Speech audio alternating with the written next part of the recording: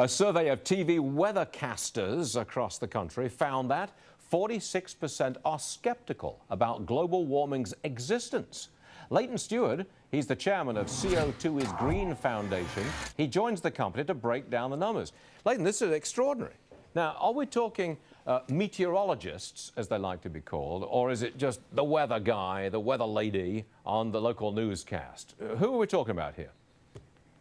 Meteorologists are both. They're weathermen, they're meteorologists. Some are not meteorologists, but most are. They are. It's an astounding survey. It's not the 46% that's really the main point here.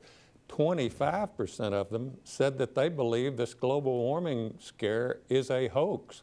Hoax is a very strong word. Now, let's just check the credentials for a second. You say that they are meteorologists, the people who handle the weather news for local broadcasts and network broadcasts as well.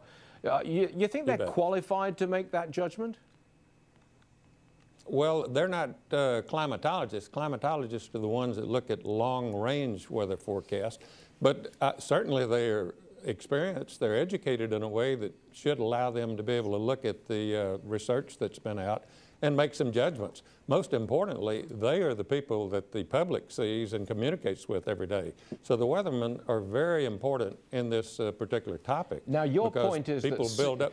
Your point has always been, and you've said it on this program before, that CO2s are good because plants grow faster, that they CO2 emissions, as we call them, this pollutant, as some people call it, it's a good thing, right?